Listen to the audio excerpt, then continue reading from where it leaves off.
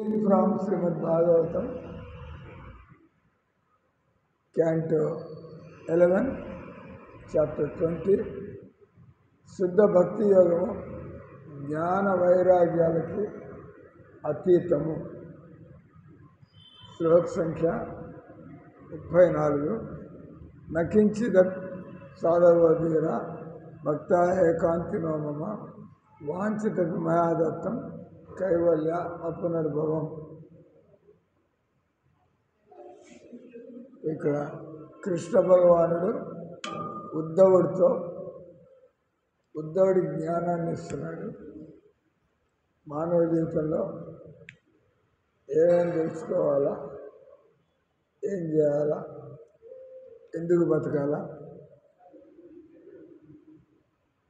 మంచి ప్రశ్న.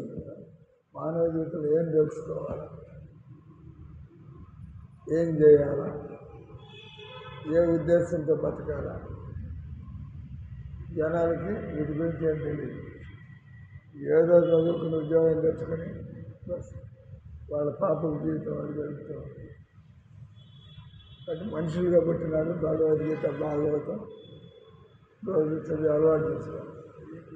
ప్రవేశపెట్టి మందిరాల్లో డబ్బులు తట్టుకోవడం కాదు, వచ్చిన వాళ్ళకి వెయ్యండి, జ్ఞానాన్ని కూడా కలిపియండి. జ్ఞానం ఇస్తూ ఉంటే డబ్బులు దండుకోవాల్సిన అవసరం లేదు. భగవంతుడు డబ్బులు ఏర్పాటు చేస్తాడు, పంపిస్తాడు. అంటే జనాలకు మనం ఏమైపోతే వాళ్ళకి మనకి సహాయం చేయాలని ఎందుకు అనిపిస్తుంది.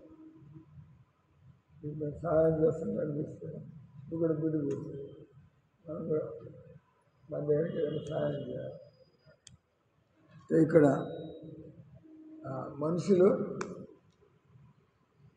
మానవ జీవితంలో మనం కుక్కలు పిల్లుల్లాగా తిండి సంపాదించుకుంటూ తిని పండుకొని పిల్లల్ని కానీ ముసలాళ్ళు మంచంలో పడి చనిపోయి నార్మల్ అందరూ అట్లా అయిపోతుంది. ఎలా డబ్బులు సంపాదించుకోవాలా, తినడానికి పండుకోవడానికి ఏర్పాటు చేయాలా, పిల్లల్ని కానాలా, ఆ తర్వాత మన వయసు అయిపోతుంది, ఆ తర్వాత మంచంలో పడిపోతాం, పనికి రాకుండా ఆ తర్వాత సరిపోతాం. ఏం తెలుసుకోవాలి, ఎందుకు పుట్టాము, ఏం చేయాలా, ఏ లక్ష్యం పెట్టుకుని బతకాలా, ఏం లేదు. ఆల్ 3 questions 0 marks, ఏం లేదు. అటువంటి జీవితం ఏంటంటే మనం జీవితాన్ని మనిషిగా పుట్టినప్పటికైనా మనం మనిషిగా పుట్టి ఏం చేయలేదు కాబట్టి ఫస్ట్ జన్మల్లాగానే మన జీవితం మీద గడిచిపోయింది. నేను ప్రపంచం అంతా తిరిగి ఎంత కొట్టుకుని చూస్తుంటే హిందువులని, ముస్లింలని, అదని ఇదని. భగవంతుడు అంటే అందరికీ ఒక్కటే. భగవంతుడు అంటే అందరికీ నియమాలు కూడా ఒకటే ఉంటాయి. హిందువులే సారాయి తాగకూడదా, ముస్లింలు కూడా తాగకూడదా? ముస్లింలు కూడా తాగకూడదు సారాయి హిందువులు తాగకుండా ఉండాలా, మనుషులందరూ కూడా తాగకుండా ఉండాలి. మనుషులు తాగకూడదు. అంటే భగవంతుని నియమాలు అనేవి హిందువులకి, ముస్లింలకి, లేదా ఇండియన్స్కి, అమెరికన్స్కి అట్లా ఏ రకంగా మనుషులు అనేవాళ్ళు మంచిగా బతకాలి. ముఖ్యంగా భగవంతుని నమ్ముకుంటే వాళ్ళు మంచితనం కనిపించాలి. లేకపోతే వాళ్ళు దేవుడి దగ్గరికి వచ్చి బాగుపడింది దేవుడు. నేను మర్చిపోయే లోపల ఈ తెలుగు వల్ల తెలుగులో ఆత్మ సాక్షాత్కార శాస్త్రం సనాతన జపమాల ఒకటి తీసుకోండి. ఈ 2 మంత్రాలు ఖాళీ ఉన్నప్పుడు జపం చేస్తుంది. ఎట్లా ఉంటుందో చూడండి.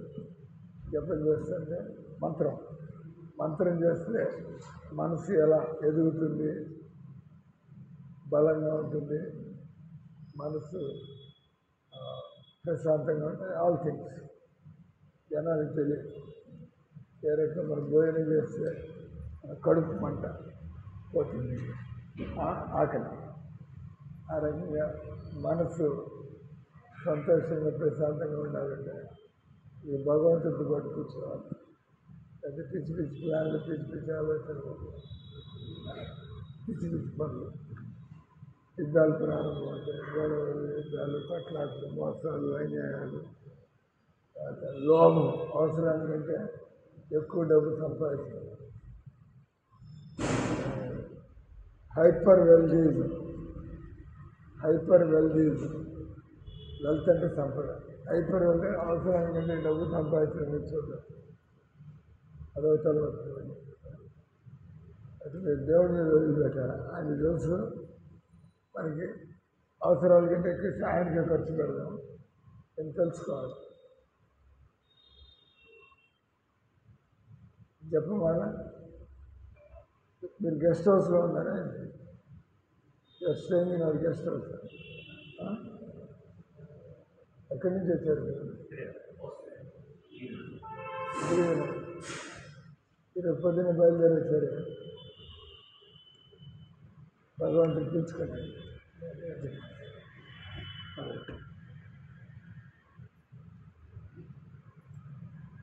మీరు కూడా వస్తూ ఉంటారు అప్పుడప్పుడు.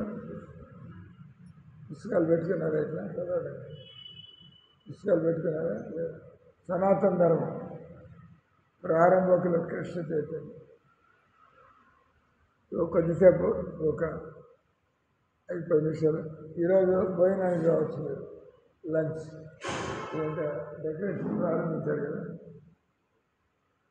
12 గంటలకి స్పెషల్ ప్రోగ్రామ్ ఉంటుంది. పుష్పాంజలి ఈయన యొక్క తిరోభావ ఉత్సవం. ఏ రోజు తన శరీరం వదిలిపెట్టాడు, మన చనిపోయిన ఉత్సవాలు జరుపుకోవాలి. దిక్కుమాలించాం, ఎక్కడికి వెళ్ళలేదు. ఇట్లాంటి వాళ్ళు పోతే చిన్నగా వైకుంఠానికి. మీరు అడగచ్చు, అదైతే తెలుస్తుంటారు. ఎవడు వైకుంఠానికి పోయాడు, ఎవడు దిక్కులేని చావు, ఎవడు నరకానికి పోయాడు, ఎటు తెలుస్తుంది చెప్పండి? ఆయన జీవితాన్ని చూస్తే తెలుస్తుంది. ఆయన బతికినన్నాడు, ఏం చేశాడు, ప్రపంచాన్ని కృష్ణ భక్తితో ప్రభావితం చేశాడు. ఆయన కృష్ణ అంటే ప్రేమ లేకపోతే ఇతరులకి ఎలా చెప్పగలుగుతాడు? అది భగవంతుని ప్రేమ ఉంటే మీరు కూడా ప్రేమించండి, బాగుంటుందని చెబుతాడు. మనకి వెళ్ళిపోతే మీరు ఎవరికి చెబుతారు? మీ దగ్గర లేకపోతే ఒకటి. రెండోది, ఆయన చనిపోక ఎడ చనిపోయాడు. ఈ 2 పాయింట్లు. బతుకున్నది ఏం చేశాడు? ఆయన జీవితం చూస్తే ఇప్పుడు వీళ్ళంతా నన్ను చూస్తున్నారు. ఈ 24 గంటలు కృష్ణుడు అంటాడు, భజన అంటాడు, ఫెస్టివల్ అంటాడు, పండుగలు అంటాడు, పుస్తకాలు అంటాడు, ప్రచారం అంటాడు. ఈయన బాగా కృష్ణ భక్తి ఉన్నట్టుంది. వచ్చిన వాళ్ళందరికీ అంటిస్తూ ఉంటాడు. మీరు కూడా పేపర్ ఈ సాయం అనుకుని మీరు కృష్ణ భక్తి అంటిస్తారని చూసి అనుకుంటారు. తప్పదు. మా దగ్గర ఉండేది ఏదైతే మీకు ఇచ్చేది కూడా కానీ. ఒకటి, బతికిన నాళ్ళు ప్రపంచానికి వాళ్ళు ఏం చేయాలని చూశారు. ప్రపంచం దుఃఖాల్లో ఉండేటువంటి, అజ్ఞానంలో ఉన్నటువంటి అయోమయమైన ప్రపంచానికి వాళ్ళు దారి చూపిస్తారు. వాళ్ళు క్లారిటీ తెలుసుకోవాలి. మాకు కూడా కొంత క్లారిటీ వచ్చింది కానీ మేము కూడా కాన్ఫిడెంట్గా నేర్చుకుంటున్నాం. మీరు కూడా నేర్చుకుంటే మీరు కూడా మీ బంధువులకి అందరికి చెప్పడం ప్రారంభిస్తారు. లేకపోతే వదిలేస్తారు. వీళ్ళు మాకు బంధువులు, వీళ్ళు మన శత్రువులు, వాళ్ళు వెళ్ళిపోతారని మనం కూడా వెనక్కి నవ్వుకుంటాం. అంతే కదా. మీరు వాళ్ళకి మేలు చేయడానికి చూస్తారు, వాళ్ళు మీకు కీడు చేయడానికి చూస్తారు. మాంసం ధర్మని చెప్పి అదే వాళ్ళు వదిలేస్తారు. ఇట్లాంటి బంధువులు మనకు అవసరం లేదు.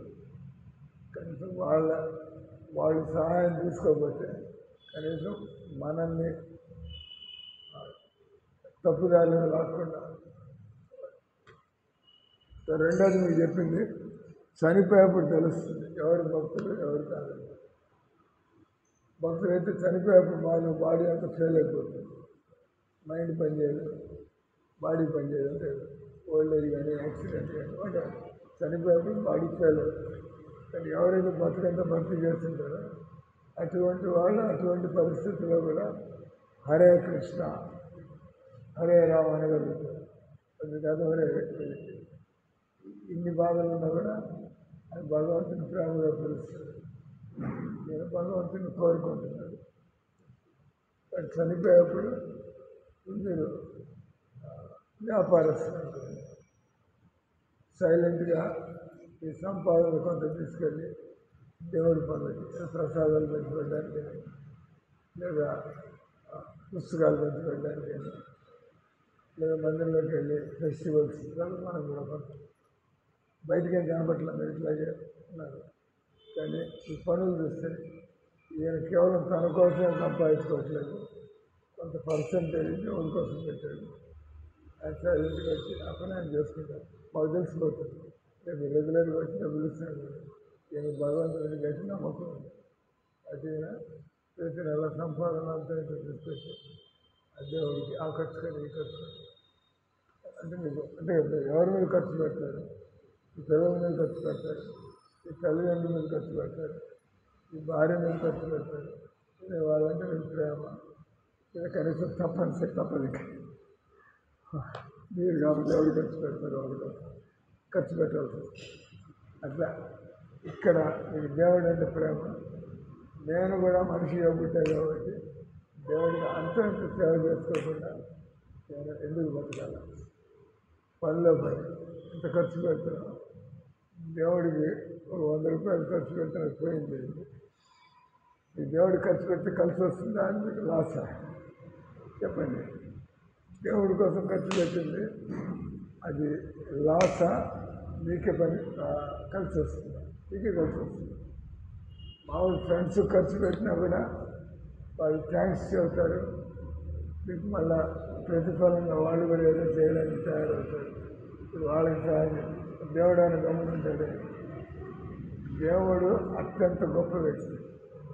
మీరు ఏం చేసినా కూడా ఆయన మర్చిపోయేది లేదు.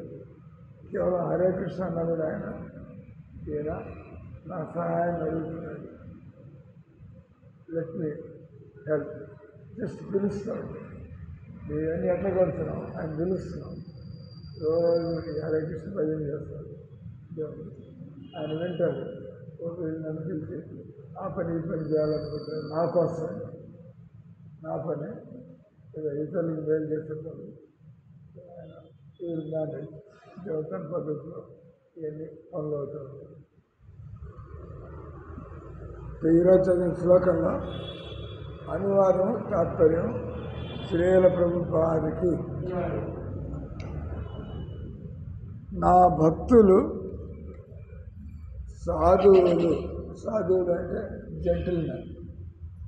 ఇంగ్లీష్లో ఎవరినైతే మనం జెంటిల్మెన్ అంటాం, నా భక్తులు సాధువులు అంటే వాళ్ళు చేసే పనులన్నీ కూడా స్వార్థం లేకుండా అందరికీ పనికి వచ్చే విధంగా ఉంటాయి. అంటే మేము మందిరం కట్టాము, నేను ఒక్కడనే కూర్చొని భజన చేయాలా, మీరు కూడా రావచ్చు.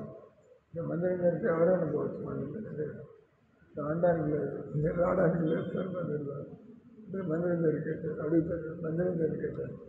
పబ్లిక్ రాకూడదు అనుకుంటే మందిరం ఎందుకు కట్టారు? అంటే మేము ఉండడానికి కట్టడం ఎలాగో జరిగింది. కానీ ఇది మందిరం కాబట్టి ఎవరైనా కూడా లోపలికి రావచ్చు. క్రిస్టియన్ కానీ, ముస్లిం కానీ, రెడ్డి గారు కానీ, నాయుడు గారు కానీ, మాది గారు కానీ అవ్వడానికి లేదు. మందిరం దేవుడు అందరి వాడు, ఎవరైనా అవసరం.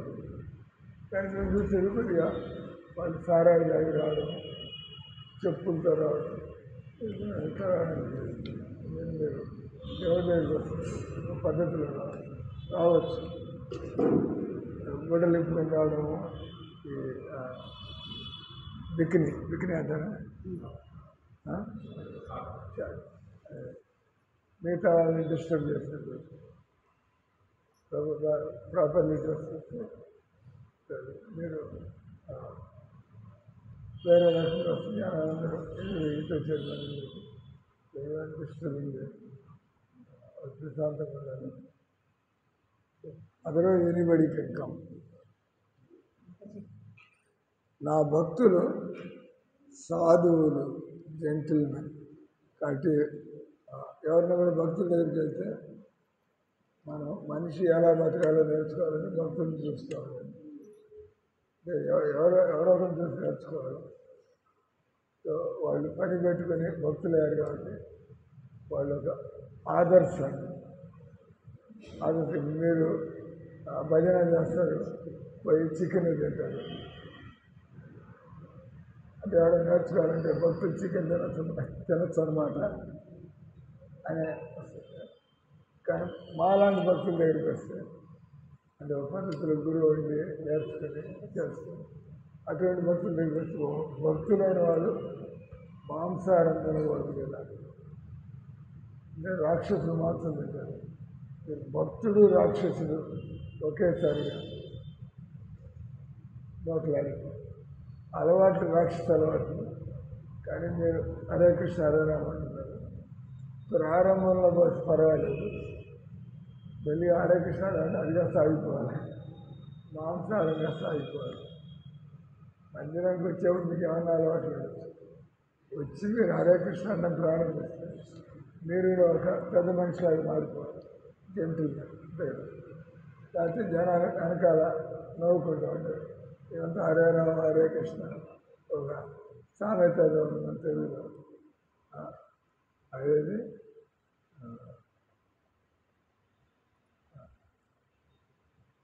చేసేవి భజనలు, దూరేవి దమ్మడి గుడిసెలు, లేదా చిత్తశుద్ధి లేని శివ పూజలు ఏమి చేస్తూ ఉంటారు. అది మీరు బాగుపడాలనే టార్గెట్ లేకుండా కేవలం పైకి జనాలు నడుస్తుంది. అది నా భక్తులు భగవంతుడు కృష్ణుడు ఉద్ధవుడితో చెబుతున్నారు. ఎవరైనా నా భక్తులైతే, అంటే మనం భక్తులు అవ్వడం దేవుణ్ణి అడగడానికి.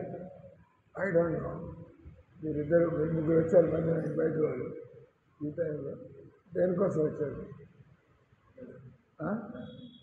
దర్శనం చేసి ఏం అడగదా, ఏం ప్రార్థించారు?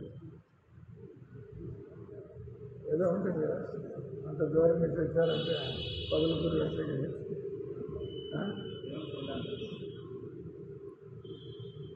అంటే ఇంట్రెస్ట్. అందుకే బోస్ మాట్లాడతారు. నిజంగా దేవుడి మీద శ్రద్ధ కొద్ది వస్తారు. దేవుడు నాకు ఆలోచించాడు, నేను శ్రద్ధగా వచ్చాడు, కొద్దిగా తెలుసుకోవాలి విషయాలు. ఆఫర్ సజెషన్ మీరు అడగరా దేవుని తెలుసుకోవడానికి కానీ నేను చెప్పాను. అది మ్యాచ్ అయ్యింది. మీరు దేవుడిని అడగడానికి రాలేదు, కానీ కొంత దేవుడి గురించి తెలుసు, కొంత తెలియదు. ఉదాహరణకి మీరు తింటారు చికెన్, దాని అది వచ్చేసి చికెన్ తినకూడదు, గులాబ్ జామున్ తినదు, అసలు అదే కనీసం కొన్ని రోజులు తినకుండా ఉంటే మంచిది. అసలు తినకుండా ఉంటారు. మీలాంటి శనివారం తినం సార్, పండగ రోజులు తినం సార్ అంటే మీకు తెలుసు పాడుపడింది. మీకు కూడా తెలుసు. మీకు శనివారం వెంకటేశ్వర రోజు ఈరోజు చికెన్ తినకూడదు.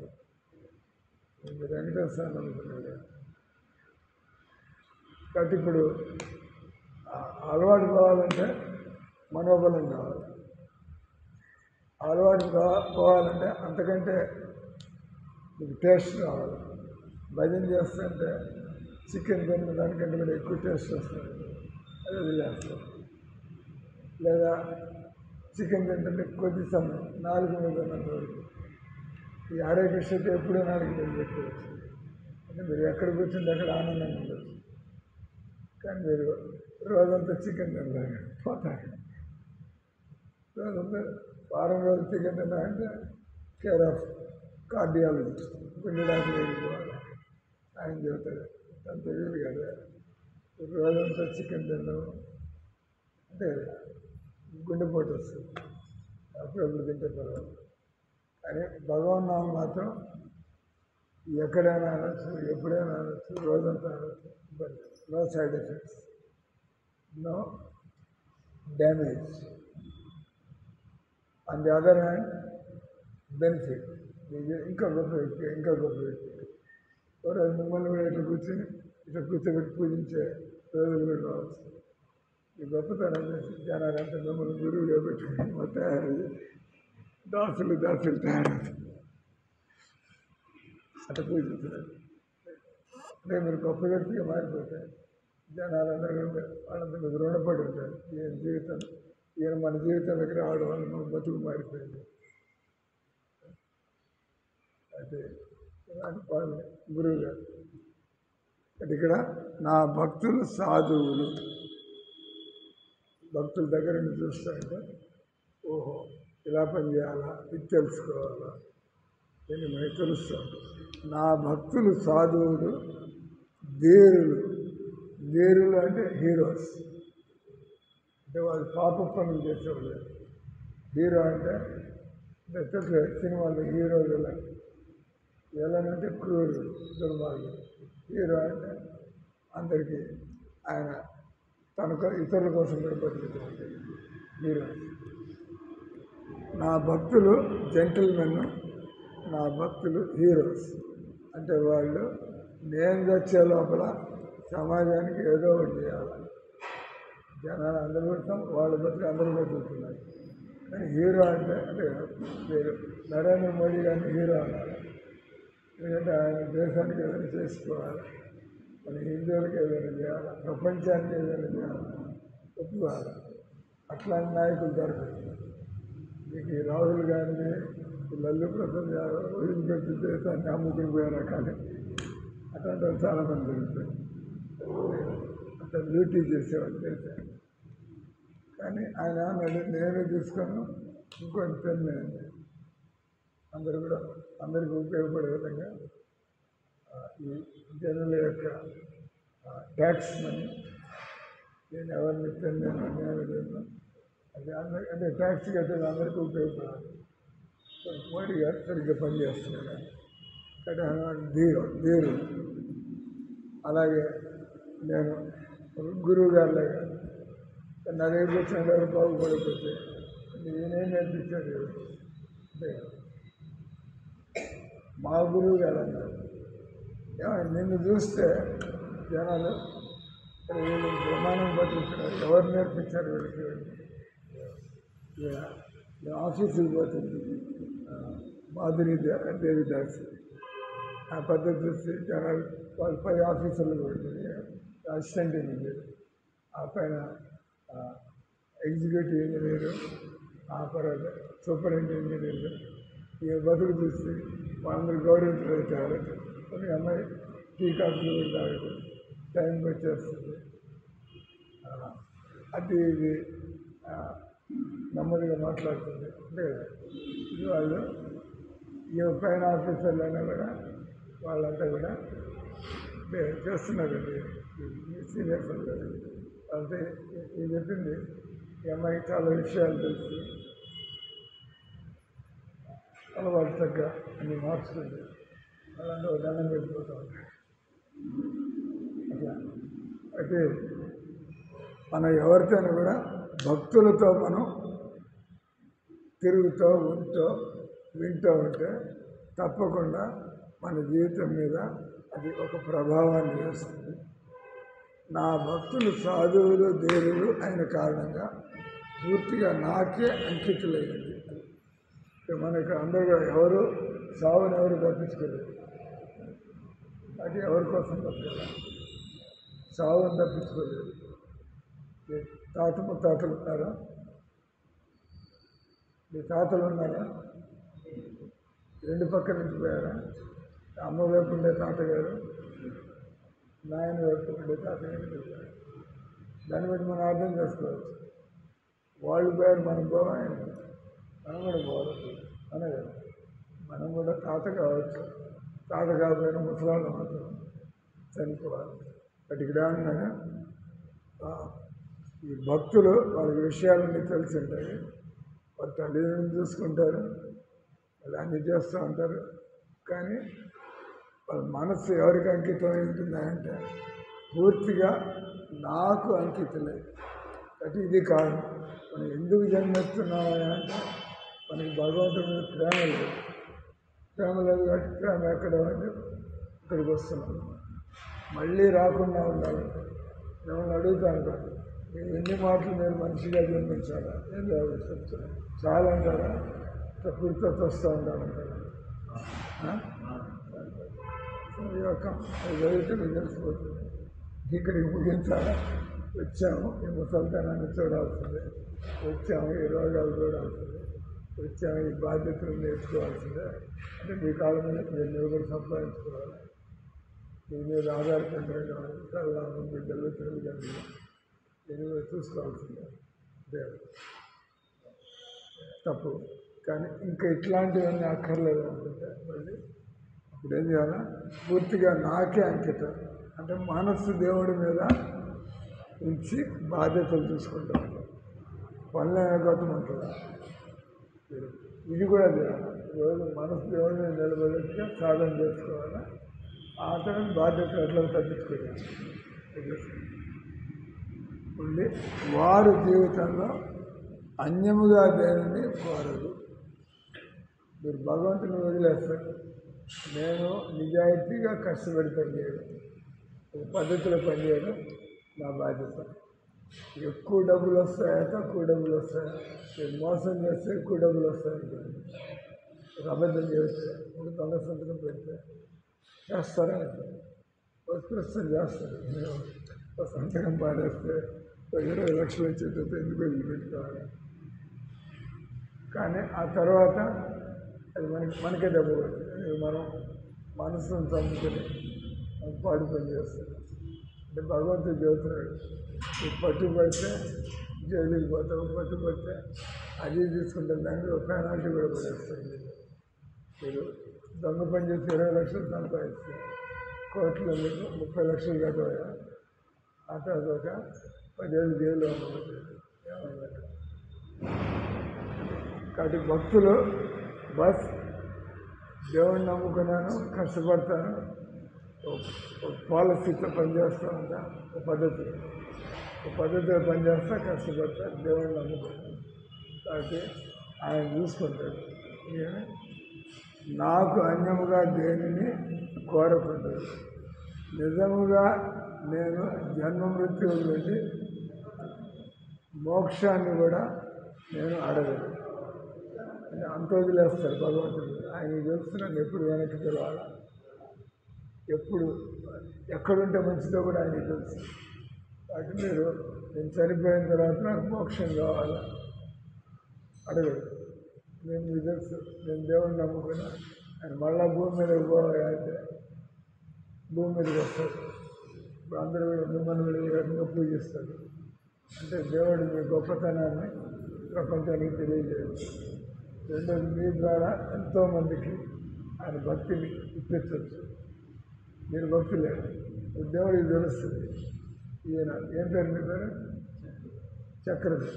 కృష్ణుడి పేరు పెడతారు చక్రధర్ నాకు గట్టి భక్తుడు అయినాడు. ఆయన ఇంకోసారి జన్మెత్తిన కూడా ఆయన మాయలో పడ్డు, ఆయన ఈ సంసారపు ఈ తప్పుడు కోరికల్లో పడ్డు. ఆయన పంపిస్తే ఆయన చూసి ఎంతోమంది నేర్చుకుంటారు. దేవుడు మళ్ళీ పంపించేస్తున్నారు. మంచి భక్తులేదు. మీరు పతనాన్ని పొందేది లేదు, కానీ మిమ్మల్ని చూసి ఎంతోమంది నేర్చుకుంటారు, తెలుసుకుంటారు. కాబట్టి భక్తులు జన్మ మృత్యువుల నుంచి బయటపడాలని కూడా వాళ్ళు దేవుడు ఆయన ఎలా కావాలంటే నేను అలా చేస్తాను. విశుద్ధ భక్తులు సాధువులు గొప్ప బుద్ధిమంతులు అయి ఉన్నందున భగవంతుడి ఏకాంత భక్తికి అంకితమైంది.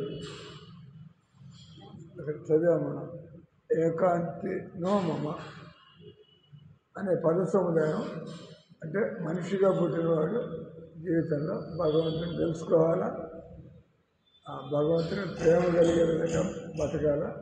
అప్పుడు ఆయన మానవ జన్మ సఫలమైనట్లయితే. భగవంతుడు స్వయంగా తానే జన్మ మృత్యువులని మోక్షాన్ని ఇచ్చిన భక్తులు దానిని పట్టించుకోరు.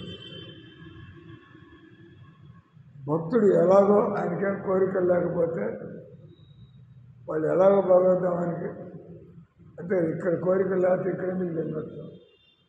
మీరు ఎలాంటి కోరికలు లేకుండా బతుకుతూ ఉంటే, అంటే కోరికలు లేని దేవుడికి ఈయన ఊరిపోయినా కనిపించలేదా? ఏం చేస్తారు? నిద్రపోతున్నారు. ఇంత మంచి క్లాస్ ఇస్తుంది. లేదా ఇది ప్రీతి దాస్ చూస్తుంటే మహారాజ్ అదే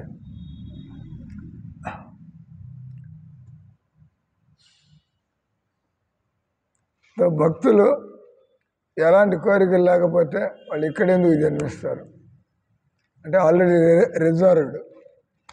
మీరు ఎలాంటి కోరికలు లేకుండా, కానీ కోరికలు లేకుండా ఉండడం వీలవుతుందే.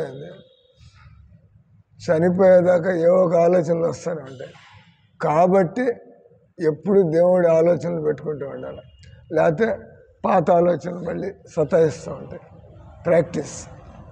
ఇంతకుముందు జ్ఞానం లేక ఆ ఆలోచనలన్నీ నెత్తికెక్కించుకున్నాం. ఇప్పుడు మనకు అర్థమవుతుంది ఇవన్నీ మనకి దుఃఖాలు కలిగిస్తాయి. కాబట్టి నేను నా పద్ధతిని మార్చుకోవాలా. దాన్ని ఏమంటారు? సాధన చేసుకుంటూ ఉన్నాం. ఆ విధంగా చేస్తాం. ఇక్కడ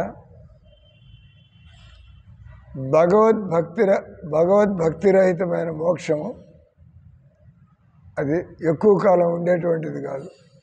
నిరాకార మోక్షము లేదా కోరికలు తీర్చుకోవాలనే ఉద్దేశంతో కృష్ణనామాన్ని జపించేవాడు. కొంతమంది నామం జపిస్తారంట సంసారం అంటే విసుగొచ్చి. కొంతమంది నామం జపిస్తారు వాడు కోరికలు పూర్తి అవ్వాలని. నేను నామం జపిస్తుంటే భగవంతుడు నా కోరిక తీరుస్తాడు. నేను నామం జపిస్తుంటే నాకు ఈ సంసారం అంటే ఈ ముసలితనం వల్ల సమస్యల వల్ల విసుగు వచ్చింది, నేను ఇక్కడి నుంచి బయటపడాలా. కానీ భగవంతుడి మీద ప్రేమ ఏం లేదు. సంసారం అంటే విసుగు వచ్చి నాకు ఇంక ఈ సంసారం వద్దు, దాన్ని మోక్షం అంటారు. కాబట్టి అది ఎక్కువ రోజులు ఉండదు.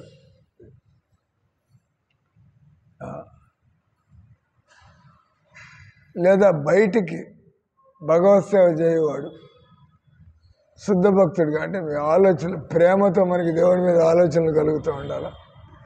ధర్మము, అర్థము, కామము, మోక్షము కోరినంత వరకు మనిషి అతను ఆత్మసాక్షాత్కారాన్ని పొందలేడు. అంటే మీరు జీవితం అంటే విసుగొచ్చినా తప్పే, జీవితంలో మీరు మోహంలో పడి సంసారంలో మమతలో పడ్డము తప్పే, విసుగొచ్చి మనం వైరాగ్యం కలగడమే తప్పే. ఎందుకంటే మనం ప్రతిదీ భగవంతుడి సేవలో ఉపయోగించాలి. అంటే మానవ జన్మ దొరికింది, ఏది కనిపించినా దీన్ని ఎలా భగవంతుడు ఉపయోగించాలి. కృష్ణదాసుడు నిష్కామ భావనతో కృష్ణుడి సేవలో ఉండుటే అతని యొక్క నిజస్వరూపం. మనం ఇక్కడ దేవుడి పని చేయకపోతే ఇంకేవో పనుల్లో దిగాల్సిందే, ఖాళీగా ఉండం కదా. అంటే ఇక్కడ చెబుతుంది అది. కృష్ణదాసుడు నిష్కామంగా, కృష్ణదాసులు అడుగు తినేవాళ్ళు కాదు, వాళ్ళని గమ్మున ఉండేవాళ్ళు కాదు. వాళ్ళంతా కూడా ఎప్పుడు యాక్టివ్గా ఏదో ఒకటి చేస్తూ ఉంటారు. ప్రీచింగ్ చేయాలా, మందిరాలు కట్టాలా, పుస్తకాలు రాయాలా, పండగలు జరపాలా, ఈ రకంగా వాళ్ళకి ఎన్నో. కానీ వాళ్ళకంటూ కోరుకునేది ఉండదు. వాళ్ళు ఇట్టి విశుద్ధ పరమ జీవన స్థితి భగవంతుని చేత ఈ శ్లోకంలో వర్ణించబడింది. నా భక్తులు సాధువులు, నా భక్తులు ధీరులు, వారు పూర్తిగా నాకే అంకితమై ఉండి వారు తమ కొరకు అన్యముగా దేనిని కోరరు. వాళ్ళు ఈ ముసలితనం వచ్చినా కూడా వాళ్ళు విసుగు లేకుండా, రోగాల పాలైనా విసుగు లేకుండా, వాళ్ళు దరిద్రులైనా కూడా విసుగు లేకుండా వాళ్ళు భక్తి చేసుకుంటూ పోతూ ఉంటారు. వాళ్ళకి తెలుసు అంతా మన మంచికే అని చెప్పి ఆ రకంగా అనండి. హరే కృష్ణ హరే కృష్ణ కృష్ణ కృష్ణ హరే హరే, హరే రామ హరే రామ రామ రామ హరే హరే. 11 గంటలకల్లా మళ్ళీ పోగాయి. ఎక్కువ మంది వస్తే మళ్ళీ క్లాస్ ఇస్తా, ఎక్కువ మంది అయితే కీర్తన చేస్తాను 12 గంటల దాకా. హరే కృష్ణ.